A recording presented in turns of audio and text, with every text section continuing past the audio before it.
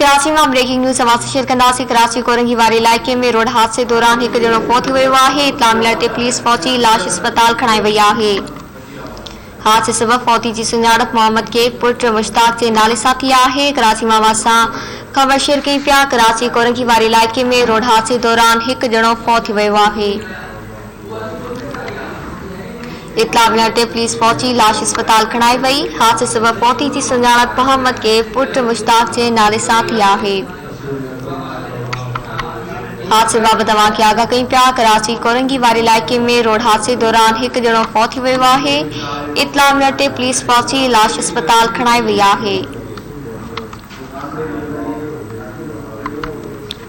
Breaking news समाज share कई पिया। कराची कोरंगी वारे इलाइक़े में रोड हादसे सबब एक ॼणो फौत थी वियो आहे। इत्तला मिलण ते पुलिस पहुची लाश अस्पताल खणाई वई। हादसे सबब फौती जी सुञाणप मोहम्मद के पुट मुश्ताक जे नाले सां थी आहे। ब्रेकिंग न्यूज़ समाज शेयर कई पिया। कराची कोरंगी वारे इलाइक़े में रोड हादसे दौरान एक ॼणो फौत थी वियो।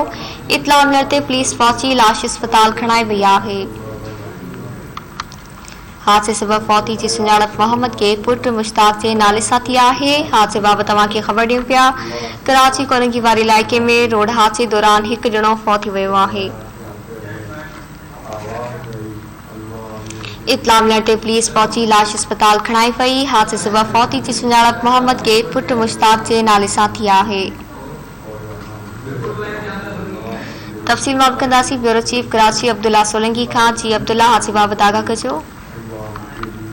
जेको कराची जे कोरंगी वारो इलाइक़ो चम्मा कोरंगी एडीएम कंपनी जे भरिसां ट्रैफिक हादसो थियो आहे, जंहिंमें हिकु ॼणो जेको आहे हुते फौत थी वियो आहे। जॾहिं जेको फौत थियल शख़्स आहे हुनजी सुञाणप मोहम्मद कैफ वलद मुश्ताक नाले थी आहे। जॾहिं त हुनखे इस्लाम मुंतक़िल कयो आहे। पुलिस जो चवणु आहे त जेको ट्रैफिक हुई हुनमें जेको हुई गुज़रंदड़ रहियो, हुन खां पोइ जेको आहे एक्सीडेंट में हू ज़ख़्मी थियो। ज़ख़्मी खे जीअं कयो त हुन खां पोइ इस्लाम में पहुची वियो आहे।